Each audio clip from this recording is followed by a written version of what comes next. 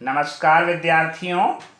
अंतर्जाल के माध्यम से संचालित इस स्नातक प्रथम वर्ष के द्वितीय प्रश्न पत्र की इस ऑनलाइन कक्षा में मैं डॉक्टर कौशल किशोर गोठवाल आप समस्त छात्रों का हार्दिक स्वागत करता हूं। जैसा कि आप सभी को विदित है कि हम यहाँ पर हितोपदेश नामक ग्रंथ के मित्र लाभ प्रकरण के अंतर्गत प्रस्ताविका के श्लोकों का अध्ययन कर रहे हैं। तो हमने पिछले वीडियो में एक श्लोक किया था। वह श्लोक था कीटोपि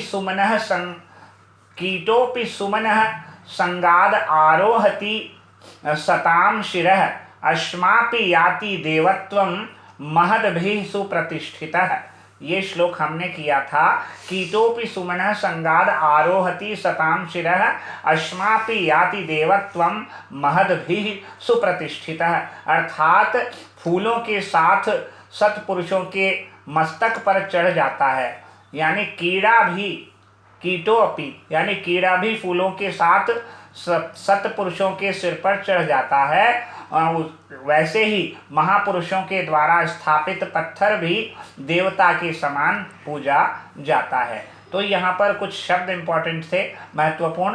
पहला तो कीटोपि, कीटः प्लस अपि कीटोपि पूर्व रूप संधि है। कीटोपि सुमनः यानी फूल के लिए सुमन शब्द आया है। आरोहति, आरोह मतलब चढ़ना, अवरोह मतलब उतरना।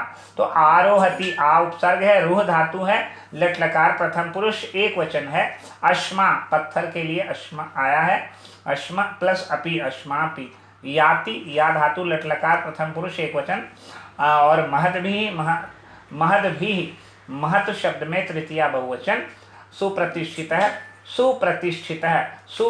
उपसर्ग प्रति उपसर्ग स्था धातु और कृत प्रत्यय प्रतिष्ठितः। ठीक है, ये शब्द बना है। इस प्रकार हमने यहाँ पढ़ लिया था। अब हम अगले श्लोक की ओर अग्रसर हो रहे हैं। तो देखिए, अब हम आगे पढ़ते हैं। तो अगला श्लोक क्या कह रहा है ये देखते हैं, निकालते हैं।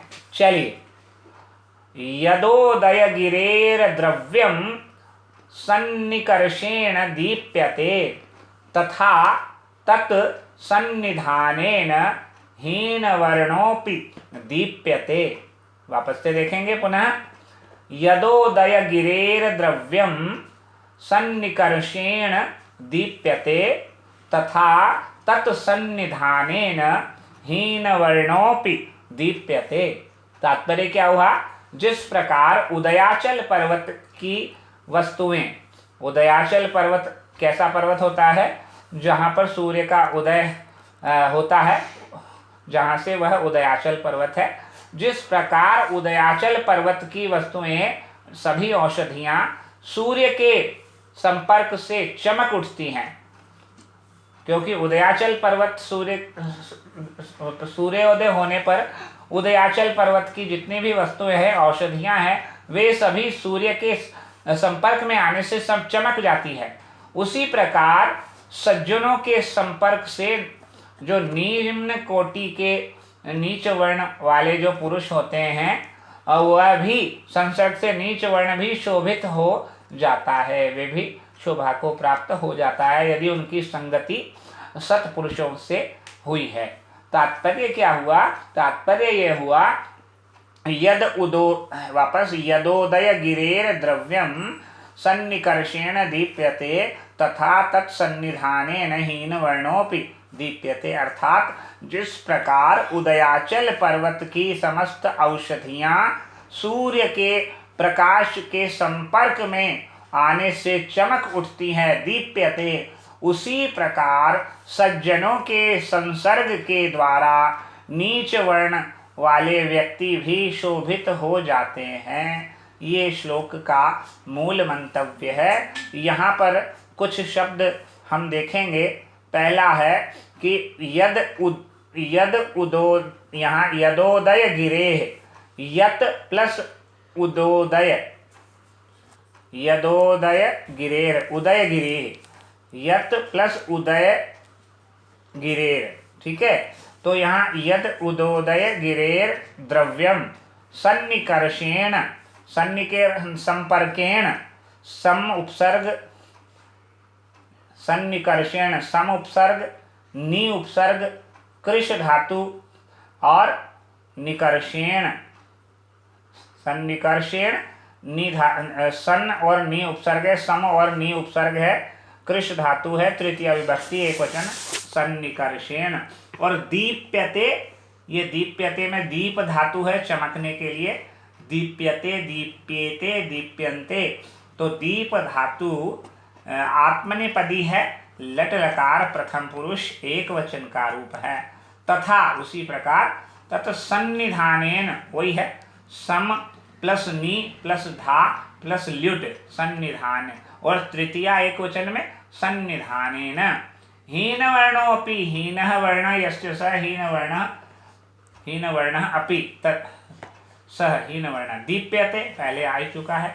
तो पूर्ण रूप से इस प्रकार अगर हम इसको समझेंगे तो ये होगा यदोदय गिरेर द्रव्यम सन्निकर्षेण दीप्यते तथा तत्सन्निधानेन हीन वर्णोऽपि दीप्यते। अर्थात जिस प्रकार उदयाचल पर्वत की समस्त वस्तुएं अर्थात औषधियां सूर्य के संपर्क से चमक उठती हैं, उसी प्रकार सज्जनों के संपर्क से, सज्जनों के संसर्ग से, संगति से नीच वर्ण वाला व्यक्ति भी शोभित हो जाता है। यहाँ पर यह बताना ही हमारा मूल मंतव्य है।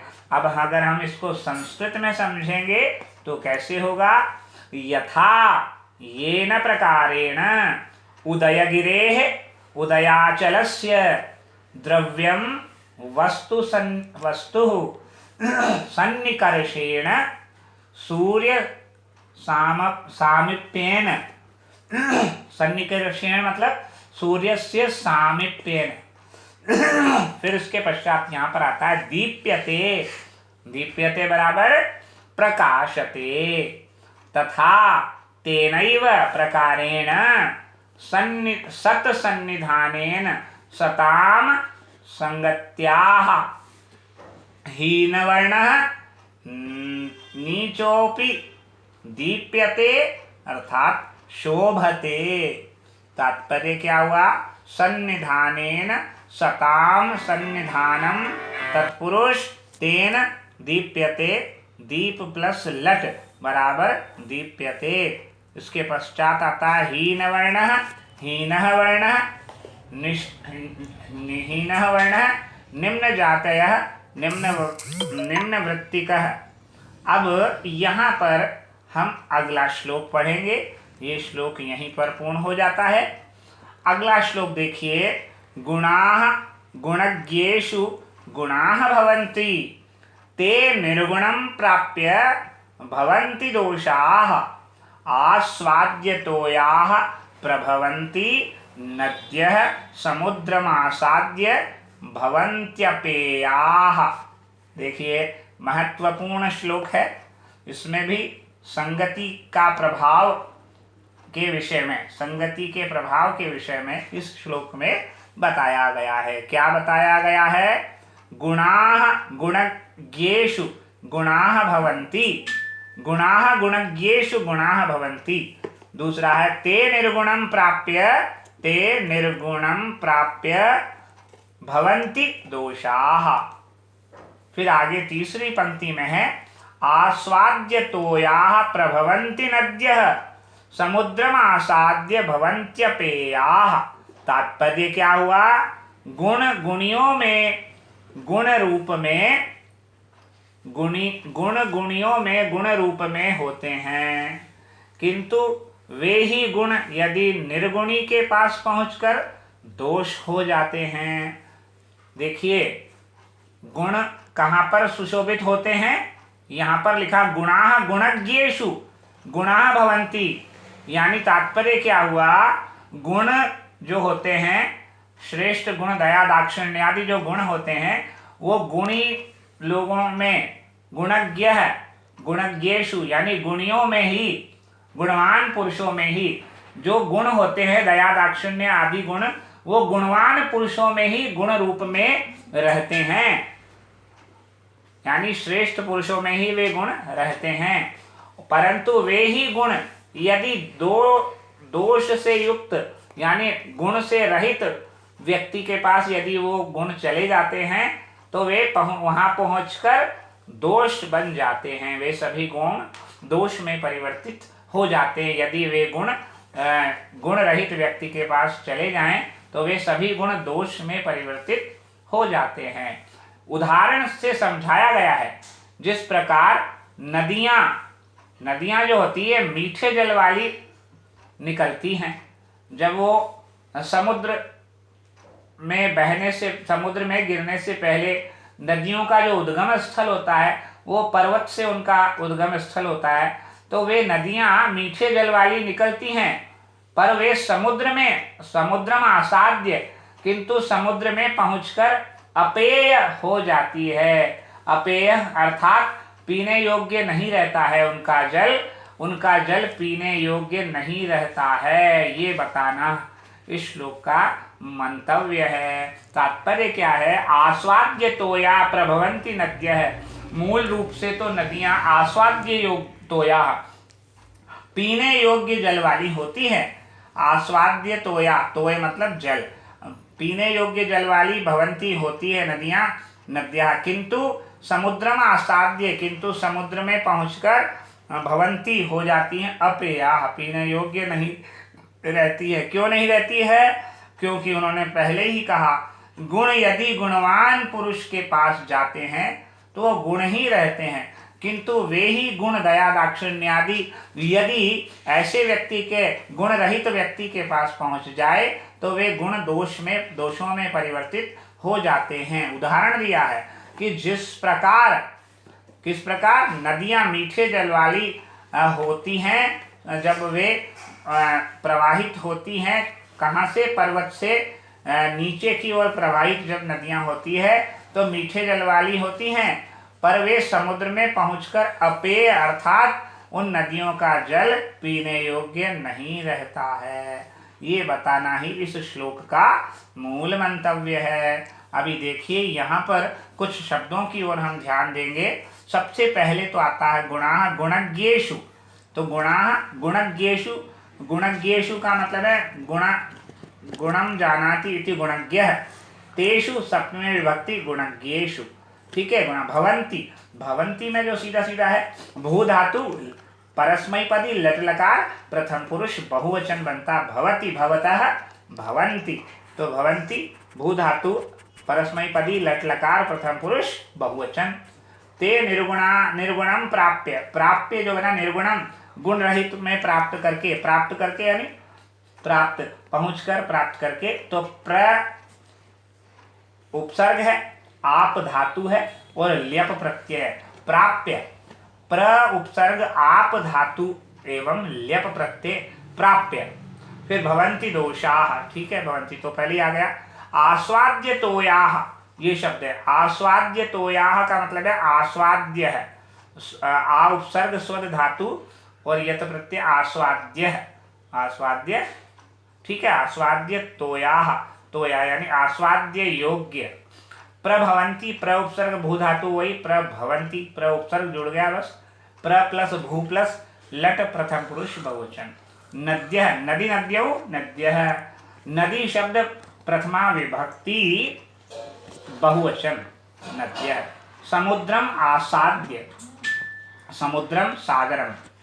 आसाद्य आ उपसर्ग सद धातु और ल्यप प्रत्यय आसाद्य पहुंचकर। भवंती प्लस अपेयाः, भवंत्यपेयाः। भवंती में जो ईकार है वो य में परिवर्तित हो गया है। भवंती प्लस अपेयाः बराबर भवंत्यपेयाः। यण संधि है, इको यणची। और पेयाः न पेयाः इति अपेयाः। पा धातु में यत प्रत्यय अचो यत से यत प्रत्यय की प्राप्ति हुई तो क्या हुआ? पा प्लस यत बराबर पेयः। तो न पेयाः इति अपेयाः। ठीक है, नए तत्पुरुष। ये यहाँ पर मैंने आपको बता दिया गुण जो है गुणवान पुरुषों में ही गुण रूप में रहते हैं। जो दया दाक्षिण्यादि जो गुण हैं गुणवान पुरुषों में ही गुण के रूप में रहते हैं, परंतु वे ही गुण जो है यदि गुण रहित व्यक्तियों में के पास पहुंच जाए तो दोष बन जाते हैं। नदियां मीठे जल वाली निकलती हैं, पर वे समुद्र में पहुंचकर अपेय अर्थात उनका जल पीने योग्य नहीं रहता है। ये हमने आपको बता दिया है। अब गुणा दान दया दाक्षिण्यादयः गुणज्ञेषु गुण ग्राहि जनेषु गुणाः गुणरूपाः भवन्ति जायन्ते, परन्तु ते गुणाः निर्गुणं गुणरहितं जनं प्राप्य आसाद्य दोषाः अवगुणाः भवन्ति जायन्ते। नद्यः आपगाः आस्वाद्यतोयाः मधुरपानीय युक्ताः प्रभवन्ति निर्गच्छन्ति, परन्तु ताः समुद्रं सागरम् आसाद्य प्राप्य अपेयाः पातुम अयोग्याः भवन्ति। गुणज्ञेषु गुणान् जानाति इति गुणज्ञाः। तेषु गुणज्ञेषु गुण प्लस ज्ञा प्लस क प्रत्यय। निर्गुणं नास्ति गुणा यस्मिन् निर्गुणं प्राप्य प्र प्लस आप प्लस ल्यप। आस्वाद्य तोया आस्वाद्यम तोयम विद्यते यासां ता बहुव्री आसाद्य तोया। आसाद्य आ उपसर्ग सद धातु ल्यप प्रत्यय। अपेयः पातुम योग्यः पातुम अयोग्यः अपेयाः न पेयाः इति अपेयाः। नए तत्पुरुष समास। प्रभवन्ति प्र उपसर्ग भू धातु लट लकार प्रथम पुरुष एक वचन। प्रस्तुत श्लोक में उपजाति छंद का प्रयोग हुआ है।